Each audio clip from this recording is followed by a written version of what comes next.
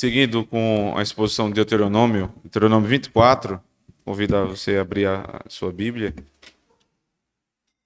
Deuteronômio 24, só o verso 5.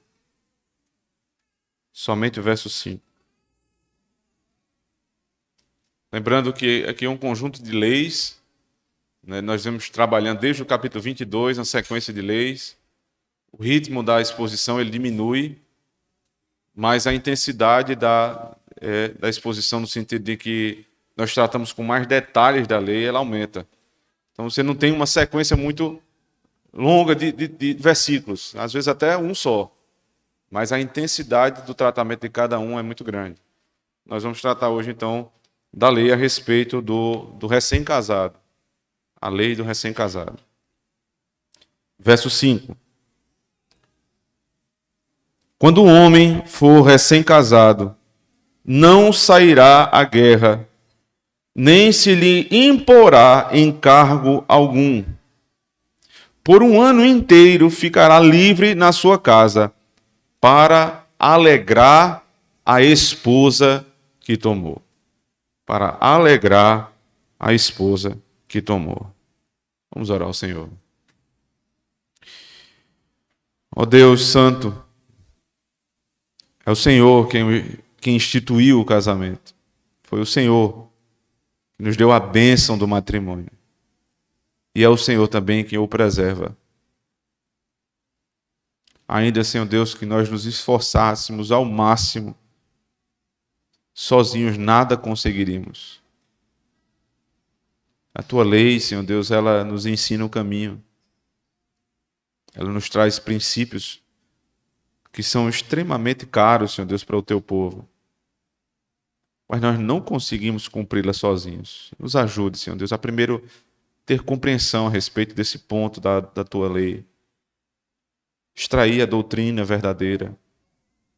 Confrontá-la, Senhor Deus, com o modo como vivemos o nosso casamento e como estão sendo construídos novos casamentos no nosso meio.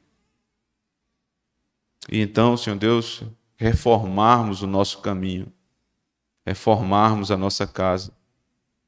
E até aqueles que não são casados, nem pensam em casar, reformarem, Senhor Deus, o pensamento a respeito do casamento e das famílias da igreja. Ó Deus, tira de nós a mente mundana e nos dá a mente de Cristo hoje pela manhã. Honra, Senhor Deus, o nome do Teu Filho. Abre, Senhor Deus, os nossos olhos e abre a minha boca para falar o Teu Evangelho de maneira desimpedida, clara, profunda e ao mesmo tempo simples para o Teu povo. É a nossa oração pelos méritos e pelo poder de Cristo Jesus, o nosso Senhor, o marido da igreja. Amém. Existe uma expressão que foi cunhada há pouco tempo e ganhou certa notoriedade, que é minha pátria é minha família. Foi Ícaro de Carvalho, um professor da área de mercado digital, que começou a falar sobre isso, né? Minha pátria é minha família. E antes de fazer qualquer crítica, eu queria, em primeiro lugar, entender, né, com os irmãos aqui que ele está tentando evidenciar um ponto. No meio, né, de digital, no meio de negócios, as pessoas simplesmente esquecem a família, elas deixam de lado a família e passam a trabalhar 24 horas por dia. E ele mesmo, ele conta, né? Ele é católico romano, então tem uma visão, em alguns momentos, que se bate com a nossa e na maioria dos casos não tem nada a ver. Mas ele estava falando sobre o início da carreira dele, quando ele começou o grande negócio que mudou a vida dele. E nesse início, ele conseguiu rapidamente 47 clientes, grandes clientes, que davam muito trabalho a ele. E no primeiro aniversário da primeira filha dele, ele estava no meio de uma reunião. Ele recebeu a foto, a esposa mandou a foto da filha, né, no aniversário. E quando ele chegou em casa, depois da reunião, daquele grande cliente, a filha disse assim: papai, foi ótimo. Só faltou o Senhor. Ele disse que aquilo ali foi uma facada no coração dele. E ele voltou no outro dia para o negócio dele, né, para a empresa dele, chamou o pessoal do comercial e mandou cortar. Dos 47, ele cortou 43 clientes. Ele disse, nós vamos nos concentrar naqueles 4 maiores e nós vamos conseguir manter a nossa vida assim, para que todo mundo possa viver. Porque eu não quero nunca mais passar por isso. Meu casamento acabou de começar. Nós estamos no primeiro filho. E eu não tive o prazer de estar com minha filha, né, no primeiro aniversário dela. E a palavra dela foi a mais sábia de todas, né? A palavra da filha. Foi bom, mas só faltou uma coisa: o Senhor. E aí ele cunha essa expressão: minha pátria é minha família. Com esse sentimento correto. Mas eu queria fazer um ajuste aqui. Embora tudo isso que eu acabei de dizer, todas essas resoluções da vida dele foram boas, dada o pecado de abandonar a família, a conclusão não é tão boa assim. Minha pátria não é minha família. Minha família é minha família, minha pátria é a minha pátria. São duas coisas distintas. E esse texto vem para evidenciar esse ponto. A minha família vem primeiro do que a minha pátria. A minha família vem primeiro do que a minha pátria. Se você lembrar como as coisas foram organizadas por Deus lá no Éden, vários autores falam a esse respeito, né? Eu me lembro do primeiro comentário que eu li em Gênesis, que falava sobre essa estrutura. Posso citar também Herman Bavinck, que fala sobre isso. Ele diz que a primeira estrutura que foi criada lá no Éden não foi o Estado, não foi a pátria, não foi uma nação, não foi uma escola, não foi nada disso. O que primeiro foi criado lá no Éden foi uma família. Deus criou o homem e ele faz o comentário, veja, não é uma descoberta, é um comentário. Não é bom que o homem esteja só. Far-lhe-ei uma auxiliadora para que, né, seja idônea. E aí, quando ele entrega Eva para Adão, ele diz, esta, né, o próprio Adão diz, esta é osso dos meus ossos e carne da minha carne. Chama-se a varoa, porque do varão foi tomada. Veja, toda mulher, todo homem procede da mulher. Menos Eva, ela procedeu do homem. Dali em diante, todos os homens vão proceder de uma mulher. Que estrutura magnífica. A interdependência do casal. E aí o Senhor, né, por meio de Moisés, lá no finalzinho do capítulo 2, diz, deixa o homem, pai, aliás, deixa a mulher, o pai e a mãe, e uniciar ao seu esposo. O homem, na verdade, deixa pai e mãe. A mulher deixa pai e mãe.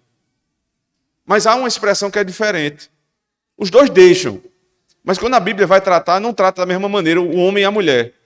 O homem, ele deixa o pai e a mãe no sentido de que ele deixa de ser submisso àquela autoridade e passa a ser autoridade sobre outra. Já a mulher, não. A mulher, ela é entregue, ela é dada ao homem.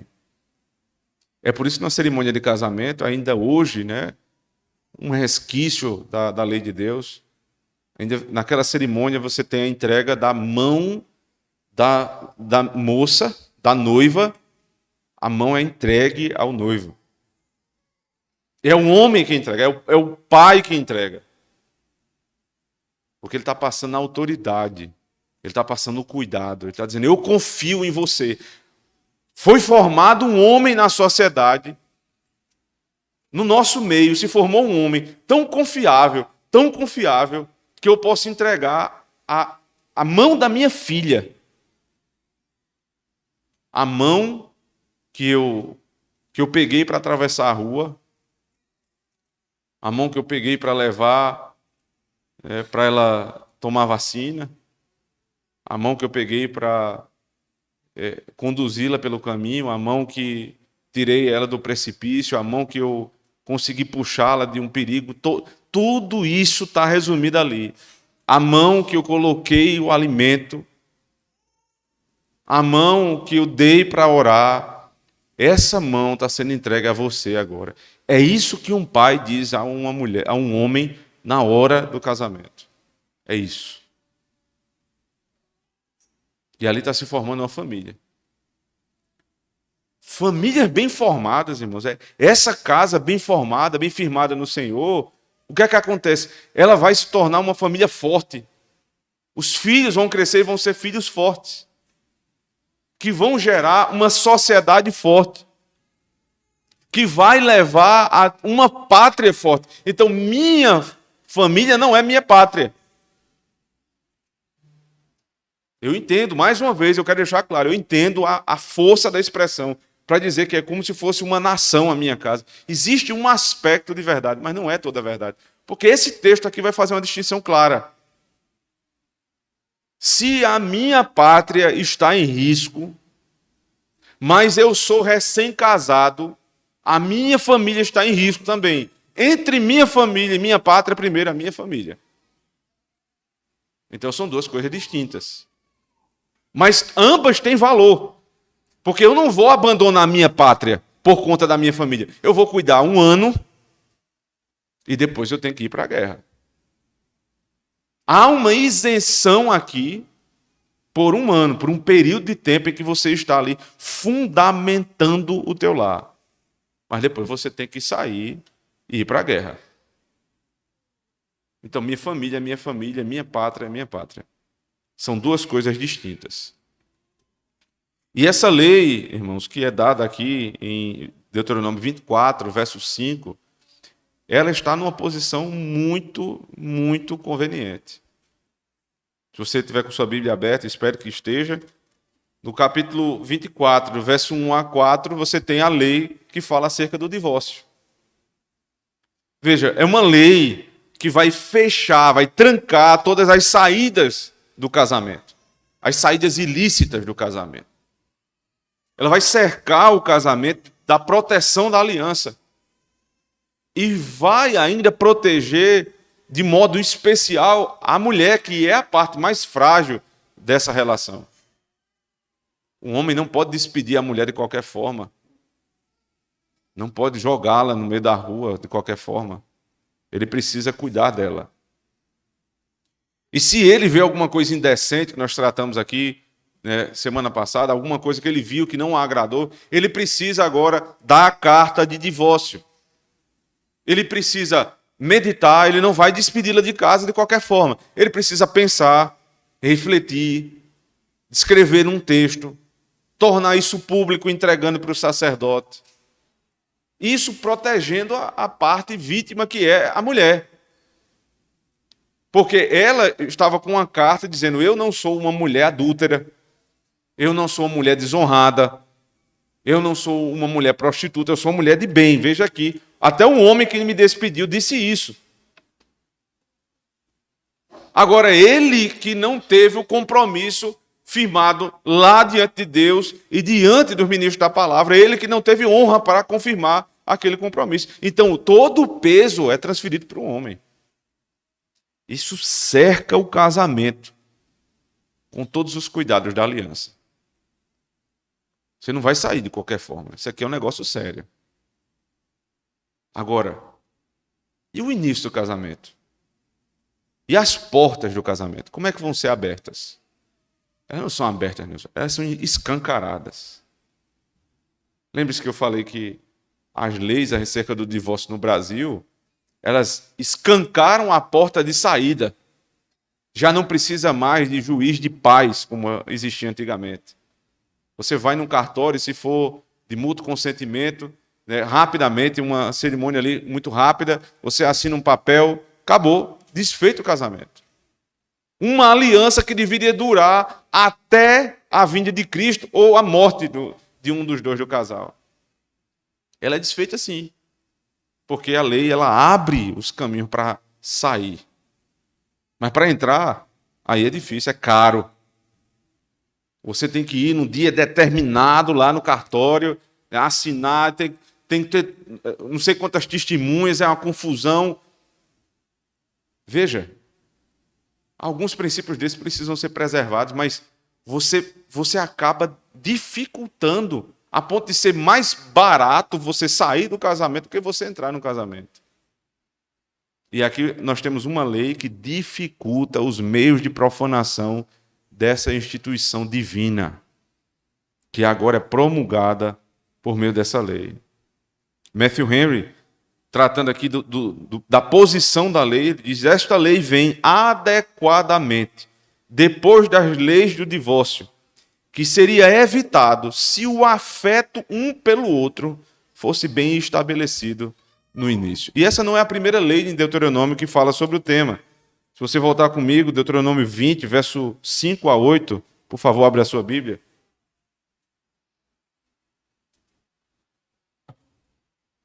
Vai mencionar justamente esse cuidado com o casamento. Diz assim, verso 5: então os oficiais falarão ao povo, dizendo: qual é o homem que edificou casa nova e ainda não a consagrou? Vá e torne-se a sua casa, para que porventura não morra na peleja e algum outro a consagre. E qual é o homem que plantou uma vinha e ainda não a desfrutou? Vá e torne-se a sua casa, para que porventura não morra na peleja e algum outro a desfrute.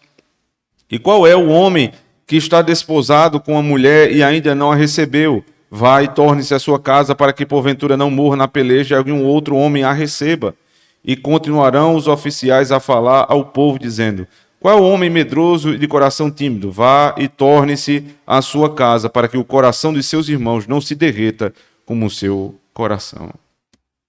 O homem que edificou casa nova, veja, o edificar uma casa nova é edificar um lar novo. Ele acabou de se casar. Como é que ele vai para a guerra? Se ele morrer na guerra, veja aqui, alguém vai lá e vai consagrar o lar dele. Isso é uma desonra para o homem. Porque ele instituiu uma casa e imediatamente ele foi colocado em perigo.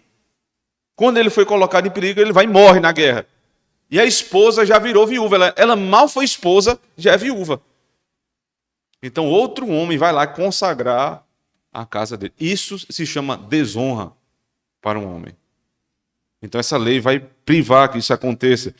Depois ele diz no verso 6, um homem que ainda não desfrutou. Nós vamos ver isso também lá no capítulo 24, verso 5. Da alegria do casamento, da felicidade, do desfrute do casamento. Volte e desfrute. E o homem que desposado com uma mulher ainda não a recebeu.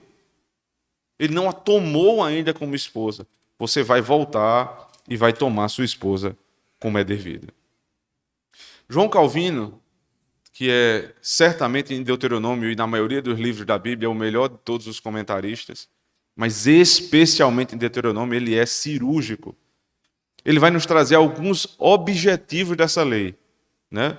O primeiro deles, voltando lá para Deuteronômio 24, verso 5. Ajudar a esposa a se acostumar com a nova realidade. Diz assim Calvino: a imunidade aqui dada tem por objetivo despertar daquele amor mútuo que pode preservar a fidelidade conjugal de marido e mulher. Pois existe o perigo de que, se um marido se afastar de sua esposa imediatamente após o casamento, a noiva, antes que ela se acostume completamente a ele, seja muito propensa a se apaixonar por outra pessoa. Você imaginou que é uma mulher jovem entrar num casamento? Eu quero falar primeiro aqui para os homens. O homem deixar pai e mãe é difícil. O homem que já deixou pai e mãe sabe como é. Você tem... Mas a dificuldade é mais ou menos a seguinte. Você tinha tudo em casa, agora você vai ter que se virar para ter tudo. Você assume responsabilidades. Então é difícil nesse sentido. Você tem um peso muito grande nas suas costas.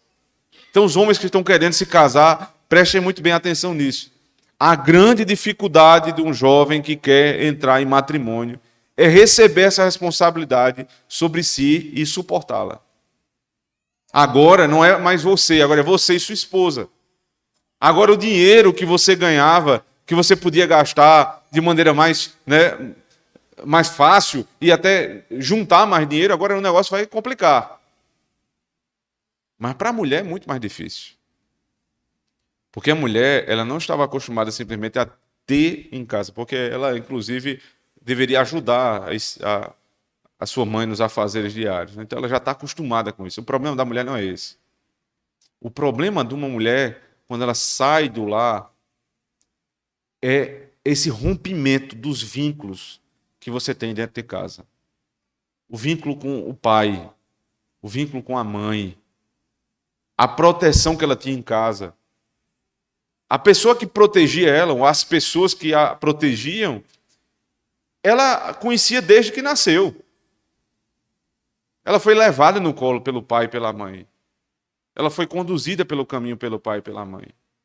Ela foi literalmente carregada até ali, protegida até ali. E agora ela se vê, né, numa casa sozinha com um homem.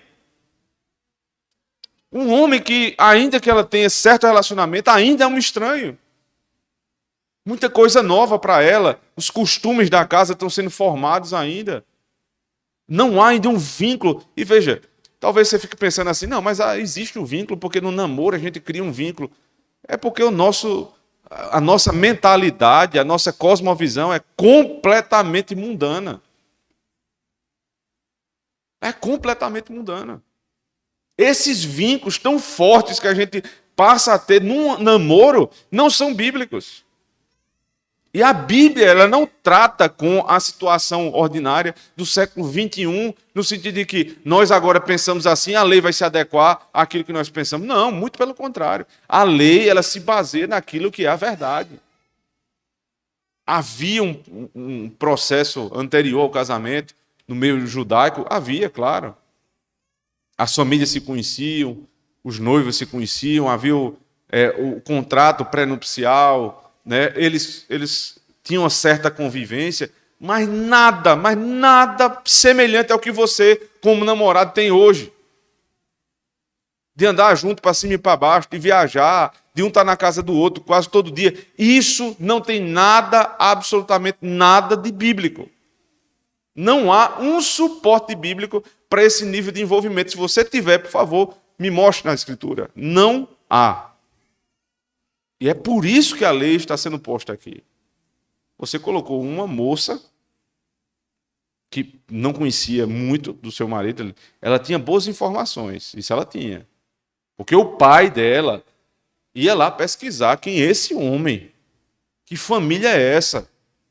Esse rapaz é trabalhador, não é? Como é que ele trata aí os seus pais? Ele queria saber. Não tem esse negócio de meu pai não vai se meter na minha vida, não. Não só se metia, ele guiava a vida da filha. E ela entendia isso como proteção. Se você lembrar, por exemplo, de Gênesis 24, no processo lá onde Isaac foi buscar uma esposa para si, foi o pai de Isaac que buscou. Mas aí, quando foi encontrada Rebeca, ela não disse, não, então agora eu vou me casar com você. Não, ela disse, você vai na minha casa. Você vai conhecer meus pais, você vai conhecer minha realidade. Aí foi lá, conversou com Labão, que assumiu o papel de pai, era irmão, mas assumiu o papel de pai. Conversou com aquele homem, percebeu ali os requisitos bíblicos para um relacionamento. Aí depois perguntou à moça, lá pelo verso 53, Gênesis 24. E aí, você vai com ele? Aí ela diz, eu irei. Então ela foi consultada. Mas ela não tomou a decisão sozinha. Veja, o pai não toma a decisão sozinha, mas também a filha não toma. Esses princípios precisam voltar. Eu não estou aqui, irmãos, esperando que eu resolva o problema do Brasil. Mas uma coisa eu tenho certeza. A nossa igreja não será como o mundo. A nossa igreja não será como o mundo. Aqui nós vamos primar por esses princípios. Que um homem que quer casar com uma moça tenha coragem de ir lá e conversar com o pai dela. E dizer suas intenções. E, ao mesmo tempo, orientar os pais que têm filhas, mulheres, que procurem saber quem é esse sujeito. Os presbíteros, os pastores, não têm jurisdição para dizer case, não, não é nossa obrigação. Nós simplesmente aconselhamos, orientamos, mas é você, pai, que vai decidir com quem sua filha vai casar. Não é ela também. Ela é consultada. Você Você gosta desse, você se agrada desse homem. Por mim, ele é um. Você pode casar. Aí ela disse: eu irei. E assim vai ser formada uma família. Mas o primeiro ano é muito difícil. Como é que eu vou lançar esse homem numa guerra? Aí o texto diz assim, verso 5: quando o homem for recém-casado, não sairá à guerra, nem se lhe imporá encargo algum. Isso é fantástico. O encargo aqui diz respeito a qualquer ofício público que tirasse o homem por muito tempo de casa. E aí Maimônides, que é um filósofo, né, grego já de muito tempo, ele faz um comentário a esse respeito desse princípio que também era visto na Grécia, que esse encargo aqui diz respeito também a tributo. Veja que maravilha, se fosse assim, era muita gente casando. Você tinha 1 ano de isenção de impostos. 1 ano. Meu amigo podia fazer fila de casamento, que era gente casando todo dia. 1 ano de isenção. Mas não é pela essa nossa malandragem. Por que não ia pagar imposto? Porque o Estado, a pátria, entendia que a melhor coisa que poderia fazer por uma família e pela sua própria pátria, o Estado pensava assim, era preservar aquela família. Para que aquele homem se dedicasse o máximo na sua casa. Que ele tivesse o máximo de tempo dentro da sua casa. Então eu não vou expô-lo na guerra, porque se eu expô-lo na guerra ele pode morrer, se ele morrer ele não deixa descendência, quem vão ser os próximos soldados para o Estado? Né? Quem vai dar a descendência? Não vai. Então ele era preservado, ele não pagava imposto por 1 ano, para que ele pudesse reduzir a sua carga de trabalho, e ele, em segundo lugar, não ia para a guerra, ele era preservado. Ainda diz assim, o trabalho do marido seria suavizar essa transição, se mostrando um homem confiável, amável, tal qual o pai da moça. Ela deveria enxergar nele a segurança que tinha no pai. Seu trabalho, seu trabalho, marido. Olhe, se sua esposa, ela sente falta do pai dela, você é um fracassado. Sua esposa tem que ter uma confiança tal no marido, em você, que é o marido dela, que ela diga assim, Deus me deu um homem semelhante ao meu pai. Não é igual, porque também são 2 distinções. O pai é pai, o esposo é o esposo. Mas esse cuidado tem que ser, no mínimo, semelhante. Mas o seu trabalho mesmo é ser melhor do que o pai dela. Porque o vínculo que você tem de intimidade é superior ao do pai. Você sabia disso? Deus não diz ao pai que ele é uma só carne com a filha. Ele não diz. Mas você é uma só carne com sua esposa. Não existe vínculo superior na terra do que esse. Maior do que esse? Impossível. Então, seu trabalho é fazer com que sua esposa confie em você. Se sinta protegida tal qual ela se sentia pelo pai. E aqui, moças que não têm um pai que protege desse jeito, né? Então você não deve baixar o nível para casar. O teu nível, a tua régua de qualidade não é o teu pai. O teu pai é apenas uma referência quando ele está sendo um espelho de Cristo. O teu espelho é Cristo. A tua referência primária é Cristo. Você tem que casar com um homem que seja semelhante a Cristo. Porque senão você nunca vai se sentir protegida por esse homem. Nunca você vai sair dessa eterna saudade dos pais. E é por isso que eu entendo também, não estou concordando, mas eu entendo, que muitas mulheres elas não podem ter um milímetro de tempo livre que elas fazem o quê? Correr para a casa do pai. Ela é casada. Mas ela é tão mal casada que o desejo dela está na casa dos pais. Por que a pessoa que constituiu família não tem desejo de ficar em casa? porque ela não se sente segura na casa dela. Então ela quer desfrutar, nem que seja por 1 hora por dia, da casa dos pais. Isso é um erro. As mulheres não devem fazer isso, elas devem investir tempo na sua casa. E os maridos precisam investir tempo para serem muito superiores aos pais em confiança e liderança. Em segundo lugar, o objetivo que Calvino aponta a respeito dessa lei é aprofundar os laços, evitando a infidelidade. Ele diz: um perigo semelhante afeta o marido, pois na guerra e em outras expedições ocorrem muitas coisas que tentam os homens a pecar. Deus, portanto, teria o amor de esposo e a esposa promovido por sua associação por 1 ano inteiro, para que aqui se estabelecesse confiança mútua entre eles, e eles pudessem depois tomar cuidado contínuo com toda incontinência. Wesley ainda cita, né, a questão de ser 1 ano. Ele fala muito sobre o tempo. Por que esse tempo? Para que seus afetos sejam firmemente resolvidos. De modo que não haja motivo para os últimos divórcios que foram mencionados aqui no capítulo 24. Matthew Henry: se o marido se afastasse muito da esposa no primeiro ano, o seu amor por ela correria o risco de esfriar. De ser atraído por outras mulheres que ele encontrasse. Então é para gerar confiança, mas é para gerar também afeto. Não é paixão, é afeto verdadeiro, amor. O amor é gerado no casal, não é com essa coisa louca da vida da gente, né, dessa nossa sociedade. Um homem olha para o outro, para uma mulher, e aí os dois, pronto, ficam ali, de uma hora para outra, eles estão apaixonados. Não conseguem um viver sem o outro. E aí já começa a dizer: você é o amor da minha vida. Isso é coisa de novela mexicana, inclusive. A vida real não é assim. Sabe como é que você aprende a amar outra pessoa? Aquela expressão, né? Comendo 1 quilo de sal com ela. Ou seja, é tempo, sofrimento. É o dia a dia da casa, vida comum do lar.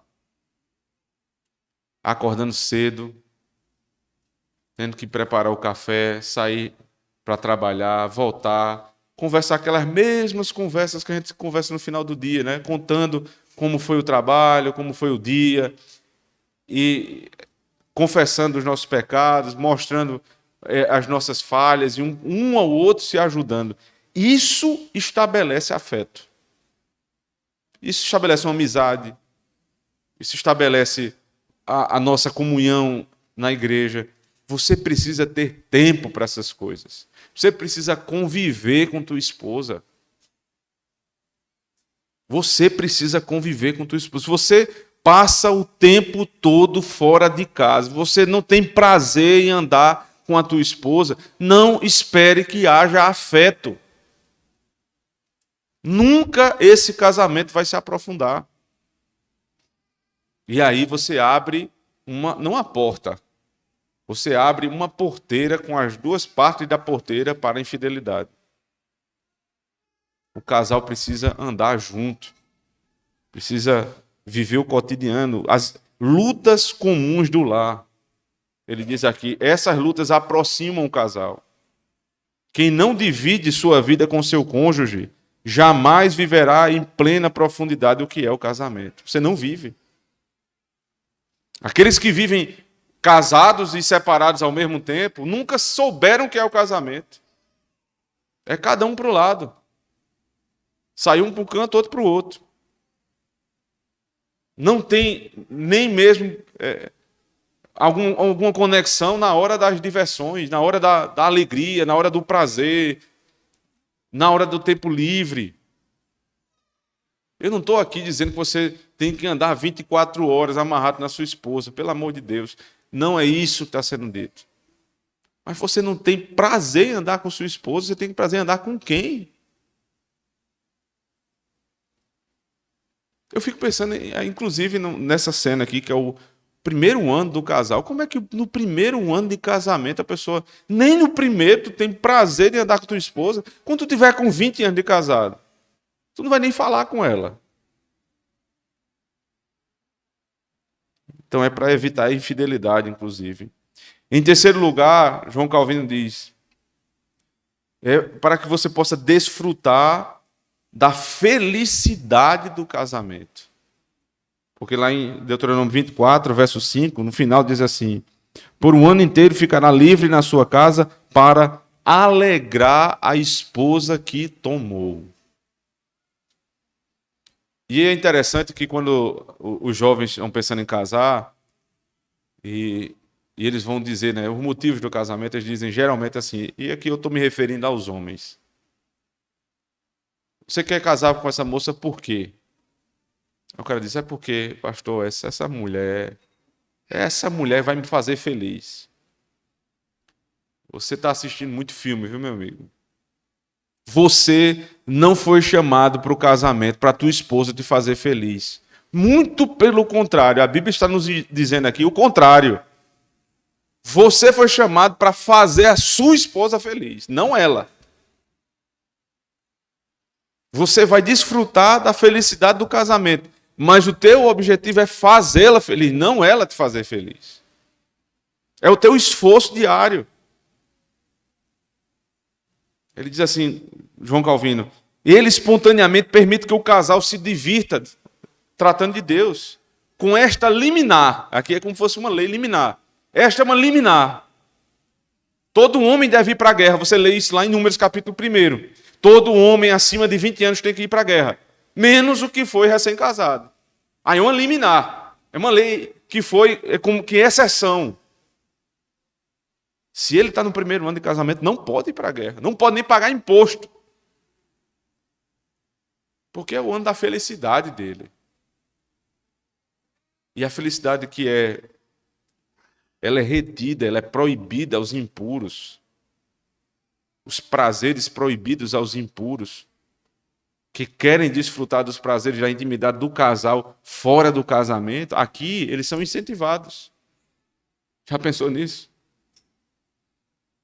Posso me lembrar tranquilamente aqui do que diz o apóstolo Paulo na primeira carta aos Coríntios, capítulo 7, ele diz assim: o marido dê à sua esposa a devida benevolência, e também a esposa ao marido. Não vos defraudardes um ao outro, a não ser com consentimento por um tempo, para que se dediquem ao jejum e à oração. Não gozar das felicidades, dos prazeres, da intimidade do casal é defraudação. Assim como defrauda uma mulher, aquele que a toma antes de casar com ela, defrauda também aquele que no casamento não tem a intimidade do casal. Veja que isso é uma decorrência de uma vida. Calvino nem colocou isso como um ponto inicial, porque o texto não coloca. Essa felicidade ela vem no final. Primeiro é a luta, é a dedicação, é o afeto, é a vida comum do lar, é todo dia levantar cedo e ir até tarde trabalhando em casa. Tudo isso, e isso é o dia. E o final do dia é você vai desfrutar da alegria. Você vai dar alegria à tua esposa. Se a tua esposa não quer, se ela te rejeita, provavelmente ela não está alegre. Ela não está feliz. Tem alguma coisa errada com o teu relacionamento. Se ela não tem essa alegria, se ela não busca desfrutar da felicidade do casamento, que é proibida aos impuros, é porque ela não está bem no casamento. Ele diz ainda, a obediência à lei de Deus gera felicidade e permite que desfrutemos licitamente dos prazeres negados aos impuros. Veja, muita gente acha que a obediência à lei é uma prisão. Aqui ele diz, não pode ir para a guerra, não deve pagar imposto, mas deve se dedicar à sua esposa. E isso vai gerar alegria. Eu já disse várias vezes aqui, e vou repetir. Obediência gera vida, desobediência gera morte. Eu vou complementar. Obediência gera felicidade e vida. Como é que você vai ter um casamento feliz? Se você tem tempo para sua esposa. se você se dedica à sua família, se você tem prazer em passar esse tempo com eles de verdade. Veja, não é estar em casa simplesmente. E não é deixar de trabalhar. 2 adendos que eu vou fazer aqui. Não é deixar de trabalhar. Não é que ele não trabalhava nesse ano, ele trabalhava menos para se dedicar mais à sua casa. Então não é aqui uma lei para o ócio. Não. Ele ia trabalhar em coisas ali perto da casa dele. Para no final do dia ele estar em casa. E aí você diz, não, mas eu vivo dentro de casa, eu sou, sei lá, home office. Home office não quer dizer que você está cumprindo a lei de Deus, não, viu? Home office quer dizer que você deve estar cumprindo a lei da tua empresa, só isso. Que você vai estar naquele momento ali na frente do computador trabalhando. Esperamos e a empresa espera que isso seja verdade. Mas isso não quer dizer que o fato de trabalhar home office você cumpra essa lei. Porque estando em casa tem que estar. O que tem nos roubado, irmãos? Muito tempo. E é um problema generalizado.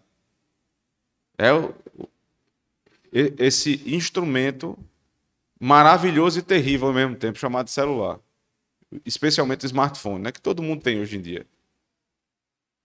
Porque você está em casa, mas você não está em casa. Você está não estando. Você está em casa, mas você está na frente de uma tela o tempo todo, falando com Deus e o mundo. Só não fala com tua esposa e com teus filhos. Então, há um equilíbrio nisso. Muita gente trabalha no celular. Pelo menos eu trabalho, acho que 80% do meu trabalho hoje é no celular. Ou no computador. É uma coisa ou outra. Mas a gente estabeleceu ali mais ou menos uma hora que a gente não vai. Ninguém vai pegar mais celular. Bota em cima da mesa aqui a hora da família. Ninguém olha mais para o celular. Essa regra é para a preservação da família. Porque senão, meu irmão, se deixar, você está na casa, mas não está. Tenha cuidado com isso. O sábio Salomão diz assim em Provérbios capítulo 5, verso 18: seja bendito o teu manancial e alegra-te com a mulher da tua mocidade. A felicidade é um objetivo dessa lei. Terceiro objetivo. A quarta, ou o quarto objetivo, é aumentar a possibilidade da chegada de um herdeiro. Aqui eu tirei da Bíblia de Shed, né? Eu nunca li tantos comentários para pregar num sermão como esse aqui. Porque são muito curtos todos os comentários, né? Aí você vai juntando e você consegue ter um aparato. Então, na Bíblia Shed é dito assim: esta lei provia tempo para que o lar se estabelecesse firmemente. E ainda mais importante do ponto de vista hebreu, dava mais possibilidade para o nascimento de um herdeiro que perpetuasse o nome da família e herdasse a sua terra. Veja, você está muito tempo em casa, não tinha celular, não tinha internet, não tinha televisão, não tinha nada. A possibilidade de vir muitos herdeiros no primeiro ano, você está trabalhando menos, você não está pagando imposto, né? Você está o Éden que foi trazido para a tua casa, sem imposto, trabalhando muito e conseguindo se manter, só não vem filho se você não quiser. Então, esses filhos, veja só, esses filhos gerados ali nesse ambiente em que o casamento estava sendo guardado, né? Esses filhos eles iriam servir depois como futuros soldados. E aí, eu me lembro agora, inclusive, de uma estrutura lá de 1 Timóteo. Se você for comigo, 1 Timóteo capítulo 2.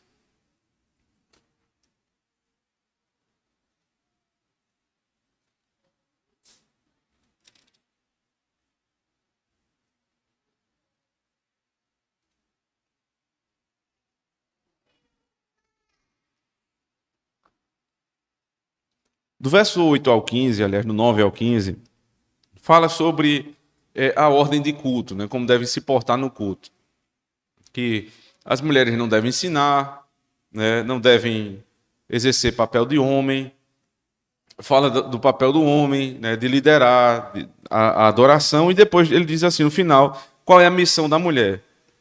Na minha versão, salvar-se-á, porém, dando à luz filhos, se permanecerem com sobriedade na fé, no amor e na santificação. Salvar-se-á. Veja, não é a melhor tradução. tenho certeza disso. Essa não é a melhor tradução. Eu acho que a Ara ela é mais feliz. Ela diz assim: será preservada. É exatamente essa noção. Ela é preservada no ofício de mãe.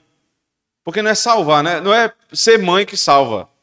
Mas ela é preservada no ofício de mãe. Isso é 1 Timóteo capítulo 2. O que é que vem em seguida? Observe, esse é o último versículo do capítulo 2. O que é que vem em seguida? Esta é uma palavra fiel, se alguém deseja o episcopado, excelente obra deseja. Aí ele começa a falar dos presbíteros e dos diáconos. No culto foi dito, a mulher não deve exercer a proeminência. Por quê? Porque o papel dela é ser mãe, é cuidar dos filhos, é gerar filhos. Aí depois ele diz, mas o homem que for vocacionado para o ministério, excelente obra almeja. Como é que um homem vai ser gerado para o ministério se não tem mãe? Você percebe a conexão aqui? As mães que estão gerando filhos vão gerar os futuros presbíteros e diáconos da igreja. É por isso que os pais devem entender que um dos grandes objetivos do casamento é gerar filhos. Porque estes filhos bem gerados, bem guardados na igreja, eles serão os futuros diáconos e presbíteros da igreja. Eles vão formar a igreja. Essa é uma outra aplicação daquilo que foi dito lá em Deuteronômio 24. Lá era para formar soldado, aqui é para formar presbítero, para formar diácono. Você já pensou nisso?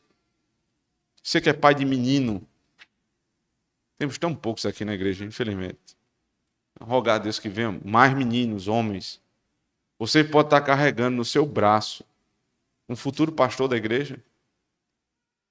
Eu sei que talvez você prefira dizer assim, futuro doutor. Mas, quem sabe, futuro presbítero, um futuro diácono, um futuro ministro da palavra e do sacramento. Já pensou nisso? Que a sua educação, a educação que você dá aos seus filhos, pode trazer lá na frente um grande benefício para a igreja de Cristo? Só vai ser possível se você se dedicar nessa educação. Você vai aprofundando seu relacionamento com sua esposa e então você vai gerando filhos para a glória de Deus. Existem alguns resquícios dessa lei ainda na nossa sociedade. Eu fui pesquisar rapidamente. John Gill, ele diz, por exemplo, Aristóteles, que foi o tutor de Alexandre o Grande, grande imperador, ele ensinou a Alexandre o Grande esses princípios da lei porque ele aprendeu dos judeus.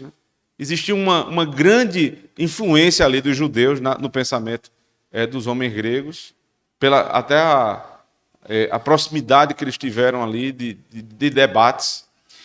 E essa lei foi ensinada por Aristóteles a Alexandre o Grande. E numa grande batalha chamada Batalha de Grânicos, Alexandre o Grande mandou para casa, para a Macedônia, seus recém-casados soldados, ao inverno com suas esposas e a retornar na primavera. Então, eles passaram o inverno com as esposas para retornar na primavera. Ele ensinou isso porque aprendeu dos judeus.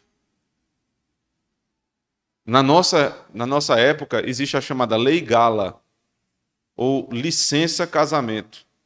O artigo 473 da lei da CLT diz exatamente: poderá deixar de comparecer ao serviço sem prejuízo do salário durante um período de 3 dias consecutivos. 3 dias consecutivos. Aí veja, aí depois vem uma menção que não pode ser no período de férias. Então você tem que fazer a conta aí para não pegar no período de férias. Porque se você pegar dentro das férias, você perdeu os 3 dias. Mas você pode ali desfrutar dos 3 dias e emendar com as férias. Então você vai ter aí 33 dias para ficar com sua esposa. De onde isso aqui procede? Ainda é um resquício da lei de Deus. Só que na lei de Deus você tinha 1 ano. Aqui você tem 3 dias sem trabalhar. Lá é 1 ano trabalhando, mas trabalhando menos, sem pagar imposto. Se for propor isso aí para os governantes, eles têm até um troço. Servidor público da Universidade Estadual da Paraíba, aí já é melhor. 8 dias consecutivos em razão de casamento. 8 dias. Estatuto do Funcionário Público da Paraíba. Dá licença ao funcionário para acompanhar o cônjuge. Aí não é no casamento, mas para acompanhar o cônjuge na hora de uma transferência. Artigo 132. O funcionário terá direito à licença para acompanhar o cônjuge, também funcionário público, quando de ofício for mandado servir em outro ponto do Estado ou do território nacional. Você tem direito à transferência. O que é isso? Resquício da lei de Deus. Para promover o quê? Que o marido esteja sempre perto da sua esposa. Como é triste, irmãos, olhar para a família dos crentes e perceber que muitos de nós têm a audácia de, durante o casamento, morar um numa cidade e outro em outra.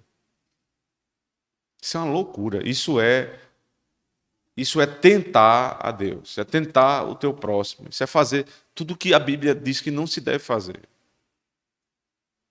Vai um para um canto, vai o outro também. Geralmente é a esposa que vai seguir o marido. Essa é a regra geral. Nunca vai ficar um num canto, outro no outro. Não, mas eu estou indo para lá porque é o seguinte, pastor. Eu preciso ir para ganhar dinheiro para mandar para minha esposa. Sabe o que é que você está dizendo? Você está dizendo que o teu filho, a tua filha, a tua esposa precisa de dinheiro. Não é de você. Você não é a máquina de fazer dinheiro. Você não é simplesmente um provedor. Você é um pai. Você é um marido. O que tua esposa mais precisa é da tua presença em casa. Não é simplesmente do teu dinheiro. O teu dinheiro serve a um propósito, que é sustentar a casa. Somente a isso. O amor entre o homem e a mulher, já nos encaminhando para o fim, deve ser mantido para a preservação da primeira instituição da sociedade. Veja, não é para a pátria. Não é para guardar a pátria em primeiro lugar. E também não é porque minha família é minha pátria, é porque minha família é minha família. E eu vou me dedicar tempo. Quantos de vocês talvez devem ter se identificado com aquela história lá do começo? Que perdeu o primeiro aniversário do filho. Que perdeu um momento sublime ali de dentro de casa porque você estava gananciosamente, não porque você precisava, mas gananciosamente tentando angariar mais receita para a tua casa, com a desculpa esfarrapada que é para o bem dos teus filhos. Não é. O que teus filhos mais precisam, o que tua esposa mais precisa é de você antes do teu dinheiro. Para quem está pensando em casar, eu queria me referir primeiro aqui às moças. Você vai casar com um homem, você tem que investigar esse homem aqui.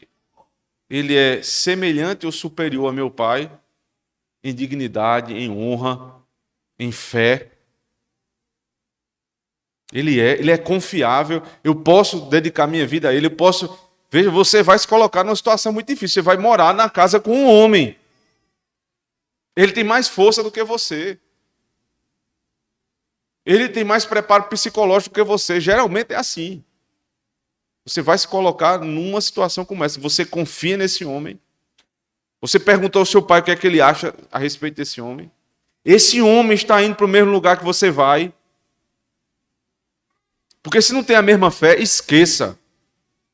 Esqueça, não pense nunca em entrar em matrimônio com alguém que tem outra fé. Porque isso aqui tudo vai para o espaço. Acabou, não tem a mínima condição de você viver isso aqui se você se casa com um ímpio. E você está numa situação difícil, você é a parte mais frágil do relacionamento. Cuidado, moça. E você, homem? Vai estreitar laços com quem? Você vai estreitar laços com quem? Você está indo para onde? Eu lhe pergunto, você está indo para onde? Você vai para Nova Jerusalém ou você vai para o inferno? Responda a você mesmo essa manhã. Se você vai para o inferno, se agarre com uma moça ímpia e vão junto para lá. Agora, se você vai para o céu e você quer viver isso aqui, só é possível se você se unir a uma serva de Deus. Só é possível se unir a uma serva de Deus. A mulher nunca vai encontrar um homem que vai livremente, sem conhecimento bíblico, deixar de ganhar muito dinheiro para ficar com ela dentro de casa. Se esqueça, isso não vai acontecer. Um homem não vai desfrutar de todas as felicidades de um casal que só o relacionamento cristão dá, porque isso é uma referência ao relacionamento entre Cristo e a igreja. Só é possível viver isso aqui se for num relacionamento verdadeiramente cristão. Agora você que errou aí pelo caminho, que meteu os pés pelas mãos, já está casado, não tem mais o que fazer, veja, você não casou ainda, resolva seu problema. Mas você que já casou, lembre-se que há esperança. Porque existe um casamento perfeito. Só um que é perfeito. É o casamento com o nosso Redentor, que foi anunciado em Isaías 54, no começo desse culto. Ali é perfeito. Se o teu marido não é tudo aquilo que Cristo é, Cristo continua sendo quem ele é. Se você está casada com ele, se você está casado com Cristo, nada te falta. Se você não o tem ainda, e pensa que a solução para a tua vida é um casamento, esqueça. Você primeiro tem que se casar com ele. Ele dedica não um ano da vida dele a você, ele dedicou todos os anos da vida aqui, quando estava conosco, e dedica a eternidade para a sua noiva. Ele não tem outro bem maior do que a sua noiva. Ele diz que a menina é dos meus olhos. É o motivo pelo qual ele se entregou à morte. Todos os bens dele são entregues a ela. Tudo que ele tem, tudo que ele angariou, ele entregou à sua igreja. Então, moça, você não está só. Não ache que um casamento é a solução para a tua vida. E não ache, homem, que se casar com uma mulher ímpia é a solução para a tua vida. Case-se com Cristo e seja fiel a Ele. Invista muito tempo, irmãos, muito tempo, o máximo que você puder a sua família. Trabalhe muito. Quando você estiver fora e veja, existem algumas situações ao longo do casamento, ao longo da nossa vida, que a gente precisa passar alguns dias fora. Eu passei, acho que 2 vezes uma semana fora, um para o Supremo Concílio e outro estava trabalhando. É terrível. Mas você volta logo. Quando estiver em casa, esteja em casa de verdade. Esqueça qualquer outra coisa. Estejamos em casa de verdade.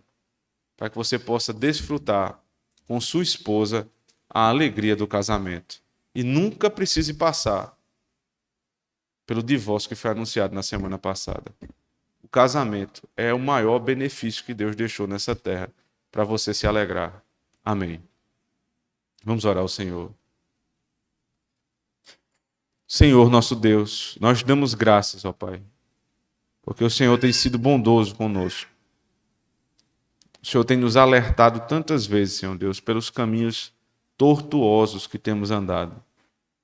E tem nos feito, Senhor Deus, ser exortados na Tua palavra. Ajude, Senhor Deus, cada uma das famílias que já foram formadas aqui a viverem a plenitude desse casamento. Abençoe também os novos casamentos que estão para acontecer no nosso meio, para que eles sejam moldados segundo a Tua lei. Que o marido se dedique à sua esposa e a esposa se alegre, Senhor Deus, no seu marido, e que os filhos, observando tudo isso, glorifique o teu santo nome. É o que nós te pedimos em Cristo, nosso Senhor. Amém.